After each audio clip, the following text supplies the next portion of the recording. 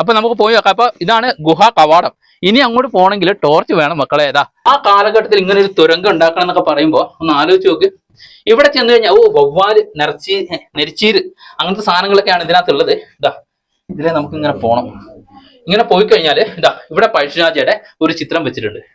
ഇതുണ്ടോ, പഴശ്ശിരാജയുടെ ഒരു ചിത്രം നമുക്ക്. നമസ്കാരം, എല്ലാവർക്കും ജിത്തൂസ് ജനയുടെ പുതിയൊരു അധ്യായത്തിലേക്ക് ഹൃദയം നിറഞ്ഞ സ്വാഗതം. നമ്മുടെ വയനാട്ടിലെ ഒരുപാട് ഹിസ്റ്റോറിക്കൽ ആയിട്ടുള്ള വീഡിയോ നമ്മൾ സാധാരണ ചെയ്യാറുണ്ട്. പ്രധാനമായിട്ടും പഴശ്ശിരാജയുടെ, തലക്കൽ ചന്തുവിന്റെ ഒക്കെ വീഡിയോ നമ്മൾ ധാരാളം ചെയ്തിട്ടുണ്ട്, നമ്മുടെ ആദ്യകാല വീഡിയോ ഒക്കെ. അപ്പൊ അതില് തലക്കൽ ചന്തു മരണപ്പെടുന്നതും പഴശ്ശിരാജൻ മരണപ്പെടുന്നതിനെ കുറിച്ചൊക്കെ നമ്മൾ മുമ്പ് വീഡിയോ ചെയ്തിട്ടുണ്ട്. ഡിസ്ക്രിപ്ഷനിൽ ലിങ്ക് കൊടുക്കാം, നിങ്ങളൊന്ന് കണ്ടു വെക്കും. 1805 നവംബർ 15-നാണ് തലക്കൽ ചന്തുവിനെ ബ്രിട്ടീഷ് പട്ടാളം തൂക്കിലേറ്റുന്നത്. അത് നമ്മുടെ പനമരത്ത് വെച്ചിട്ടാണ്. പനമരത്ത് തലക്കൽ ചന്തുവിനെ തൂക്കിലേറ്റി ആ മരമൊക്കെ ഇപ്പോഴും നമുക്ക് കാണാൻ കഴിയും. തലക്കൽ ചന്തു മരണപ്പെട്ടു കഴിഞ്ഞപ്പോൾ പഴശ്ശിരാജ പറഞ്ഞത് ഇങ്ങനെയാണ്: എന്റെ വലം കൈ നഷ്ടപ്പെട്ടിരിക്കുന്നു എന്നുള്ളതാണ്. നവംബർ 15-നാണ് തലക്കൽ ചന്തുവിനെ തൂക്കിലേറ്റുന്നത്. അത് കഴിഞ്ഞ് നവംബർ 30-ന് പഴശ്ശിരാജ മരണപ്പെടുകയാണ്, പഴശ്ശിരാജനെ വധിക്കുകയാണ്. അങ്ങനെ പഴശ്ശിരാജ ഒളിവിൽ പോകാനായിട്ട് ഉപയോഗിച്ചിരുന്ന ഒരു തുരങ്കത്തിലേക്കാണ് നമ്മൾ ഇന്ന് പോകുന്നത്. ആ തുരങ്കം എവിടെയാണെന്ന് വെച്ചാൽ തമിഴ്നാട്ടിലെ ചേരമ്പാടി എന്ന് പറയുന്ന സ്ഥലത്താണ്. ഒരു വില്ലേജ്, ഒരു ഗ്രാമത്തിലാണ്. ഇപ്പൊ അവിടെ തേയില ഫാക്ടറിയും തേയിലത്തോട്ടങ്ങളൊക്കെയാണ്. ആ തേയിലത്തോട്ടത്തിന്റെ അരികിലായിട്ടാണ് ഈ ഗുഹയുള്ളത്. നമുക്ക് ഭയാനകമായുള്ള ഒരു ഗുഹ തന്നെയാണ്. അത്യാവശ്യം ലൈറ്റ് ഒക്കെ വേണം അതിൻ്റെ ഉള്ളിലേക്ക് പോകണമെങ്കിൽ. നമുക്ക് എന്തായാലും കണ്ടു നോക്കാം. നമ്മുടെ ചാനൽ ഇനി സബ്സ്ക്രൈബ് ചെയ്യാത്തവരാണ് നിങ്ങളെങ്കിൽ ഒന്ന് സബ്സ്ക്രൈബ് ചെയ്യുക. ഈ വീഡിയോ നിങ്ങൾ ഫേസ്ബുക്കിലൂടെയാണ് കാണുന്നതെങ്കിൽ ഒന്ന് ഫോളോ ചെയ്യാൻ മറക്കരുത്. ഓക്കെ സുഹൃത്തുക്കളെ, ഈ ഗുഹയുടെ ചുറ്റുമായിട്ട് കുറേ മൊട്ടക്കുന്നുകളാണ്. മൊട്ടക്കുന്നുകൾ ഫുൾ തേയിലയാണ്. തേയില ഫാക്ടറിയുടെ ഒരു പരിസരമാണ്. ഹാരിസൺ മലയാളം ലിമിറ്റഡ് തേയില ഫാക്ടറിയുടെ അടുത്താണ്, ടീ ഫാക്ടറിയുടെ അടുത്താണ്. അപ്പോൾ ഇതാണ് ഗ്യാബ്, ഇതുണ്ടോ. അപ്പോൾ ഇവിടെ കുറച്ച് ആളുകളൊക്കെ വന്നിട്ടുണ്ട്. ഹലോ, എവിടെ, നിങ്ങൾ എവിടെയാ? അരീക്കോടാ, മലപ്പുറത്ത് അല്ലേ? ആ, നിങ്ങളോ? ആ, ഇതെങ്ങനെ ഇങ്ങോട്ട് വന്നെങ്ങനെയാ? യൂട്യൂബ് ആണോ? ആ, അത് ശരി ശരി ശരി. YouTube video Jithu?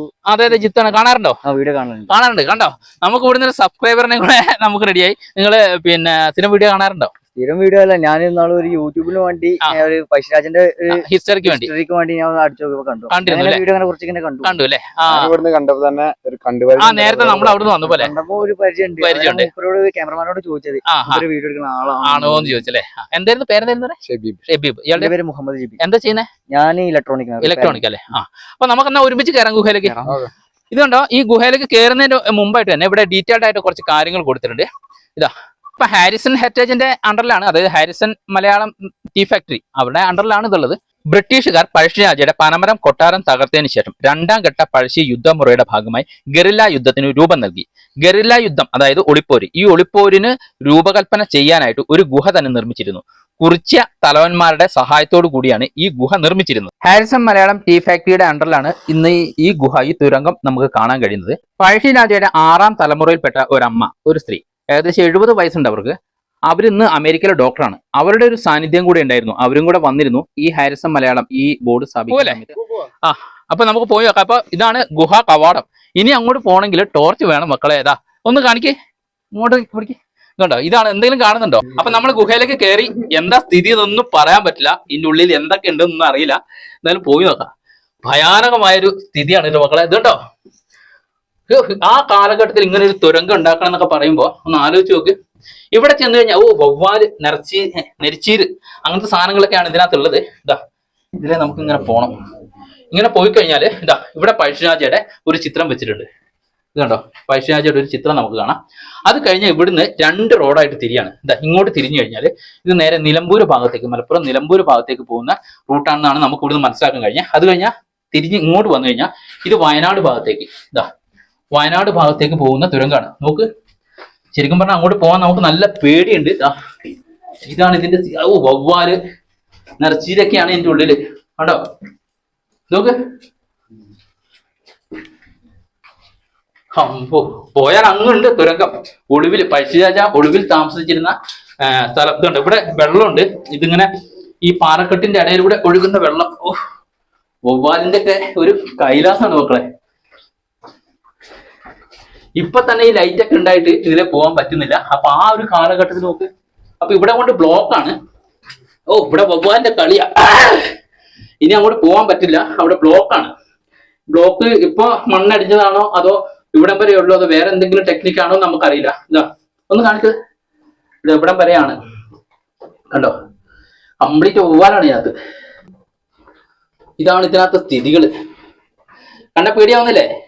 ഇനി നമുക്ക് പിന്നെ മലപ്പുറം ഭാഗത്തേക്കുള്ള ആ ഒരു ഗ്യാബിലേക്കും കൂടെ കയറി നോക്കാം. ഇതാണ് ഫുള്ള് ഇതുണ്ടോ വെള്ളാരം കല്ല് എന്നൊക്കെ പറയുന്ന ആ സാധനമാണ്. ഇതുണ്ടോ വെള്ളാരം കല്ല്, വെള്ളം ഒഴുകുന്നുണ്ട് ഇതിലെ കണ്ടോ. വീണ്ടും നമ്മൾ ആ ജംഗ്ഷനിൽ വന്നു, ട്രാഫിക് ജംഗ്ഷനിൽ. ഇതാ ഇവിടെ പഴശ്ശിരാജയുടെ ചിത്രം കാണാം. ഇവിടുന്ന് നമ്മൾ പറഞ്ഞ ഇവിടുത്തെ ആൾക്കാരും അല്ലെങ്കിൽ ഇവിടുത്തെ കുറെ ആളുകളൊക്കെ പറഞ്ഞ് മനസ്സിലാക്കിയതെന്ന് വെച്ചാൽ ഇത് നിലമ്പൂർ ഭാഗത്തേക്ക് ആയിട്ട് പോകാനുള്ള തുരങ്കാണ് ഉണ്ടാക്കിയിട്ടുള്ളത് എന്നാണ് പറയുന്നത്. ഇതുണ്ടോ ഓ വവ്വാല് കടിച്ചു കൊല്ലുക മനുഷ്യനെ. ഇതുണ്ടോ ഇവിടുന്ന് അഗാധമായ ഒരു ഗർത്താണ് അങ്ങോട്ട് കാണുന്നത്. ഇതെങ്ങനെയാണ് പോയിരിക്കുന്നത്, അഗാധമായ ഗർത്താണ് അവിടേക്കുള്ളത്. ഇനി ആ ഗുഹയിലൂടെ അങ്ങനെ വേണം താഴേക്ക് പോകാൻ. അവിടേക്ക് പോകാൻ നമുക്ക് അത്ര ധൈര്യമില്ല, ഓക്സിജനെ കിട്ടുമെന്ന് സംശയമാണ്. ഇപ്പൊ തന്നെ ഇതിനകത്ത് ഓക്സിജന്റെ അളവ് കുറവാണ്, ഒരു ദുഷിച്ച മണാണ്, ഒരു എയർ ക്ലിയർ അല്ലാത്തതുകൊണ്ടേ. പിന്നെ വവ്വാൽ അതുപോലുള്ള സംഭവങ്ങളൊക്കെയാണ്, പേടിയാവും ശരിക്കും. പിന്നെ നമ്മൾ ഇങ്ങനെ ഒരു വീഡിയോ ചെയ്തത് ഇത് ഇങ്ങനെ ഒരു സംഭവം ഉണ്ടെന്ന് അറിയിക്കാൻ മാത്രമാണ്, ഇതിന്റെ ഒരു കൗതുകത്തിന് വേണ്ടിയാണ്. നമുക്കറിയാം ഇന്ന് വെക്കേഷനാണ്, ഒരുപാട് അപകടങ്ങളാണ് വെക്കേഷൻ ടൂറിൽ നമ്മൾ കാണുന്നതൊക്കെ. അപ്പൊ നിങ്ങൾ എല്ലാവരും കൂടെ ഓടിപ്പടച്ച് വന്നിട്ട് ഇതിന്റെ ഉള്ളിലേക്കൊക്കെ വീണ് പോയാൽ മഞ്ഞുമ്മൽ ബോയ്സിന്റെ സ്ഥിതിയാവും. പിന്നെ എങ്ങനെ എടുക്കുമെന്നൊന്നും പറയാൻ പറ്റില്ല. അതുകൊണ്ട് ഇതാ അവന്റെ വീഡിയോ കണ്ടിട്ട് വന്നതാണ്, ജിത്തുവിന്റെ വീഡിയോ കണ്ടിട്ട് വന്നതെന്ന് പറഞ്ഞിട്ട് ഒരു കാര്യമില്ല. അപ്പോൾ കുട്ടികളൊക്കെ ആയിട്ട് വരുമ്പോൾ വളരെ വളരെ ശ്രദ്ധിക്കണം, ഇങ്ങോട്ട് വരാതിരിക്കുക. അത് ആ ഒരു ജംഗ്ഷൻ വരെ മാത്രം വരിക എന്നുള്ളതാണ് നമുക്ക് ഇവിടുന്ന് പറയാനുള്ളൂ.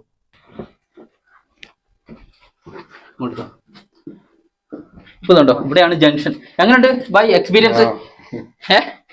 നിങ്ങൾ ഇത്ര പ്രതീക്ഷിച്ചിരുന്നോ? അറിയില്ലായിരുന്നു അല്ലേ? ഇതുണ്ടോ, ഇതാണ് നമ്മുടെ കേരളവർമ്മ പഴശ്ശിരാജ. ഒരു കാലഘട്ടത്തിൽ ബ്രിട്ടീഷുകാരുടെ പേടി സ്വപ്നമായിരുന്ന പഴശ്ശിരാജ. അപ്പൊ നമ്മൾ ഇതിനു മുമ്പും പഴശ്ശിരാജയുടെ ഒരുപാട് വീഡിയോ, നമ്മള് പഴശ്ശിരാജയുടെ സ്മൃതി മണ്ഡപം അല്ലെങ്കിൽ മാവിലാന്തോട്, മരണപ്പെട്ട സ്ഥലം, അങ്ങനെയൊക്കെയുള്ള സ്ഥലത്തെ വീഡിയോ നമ്മൾ ചെയ്തിട്ടുണ്ട്. തലക്കൽ ചന്തുവിന്റെ വീഡിയോ ചെയ്തിട്ടുണ്ട്. ഡിസ്ക്രിപ്ഷനിൽ ലിങ്ക് കൊടുക്കാം, അല്ലെങ്കിൽ ഫേസ്ബുക്കിലാണെങ്കിൽ കമന്റ് ബോക്സിൽ കൊടുക്കാം, നിങ്ങളൊന്ന് കണ്ടു നോക്ക്. ഇതാണ് ഇവിടുത്തെ ഒരു ഭയാനകമായ ഒരു അന്തരീക്ഷം എന്ന് പറയുന്നത്. എങ്ങോട്ട് നോക്കിയാലും കരിങ്കല്ല്, വെട്ടുകല്ല്, വെള്ളാരം കല്ലൊക്കെ ഉള്ളൊരു തുരങ്കമാണ്. വവ്വാലും ഒക്കെ ആയിട്ട് പേടിയാവുന്ന ഒരു ഭയാനകമായിട്ടുള്ള ഒരു അന്തരീക്ഷം.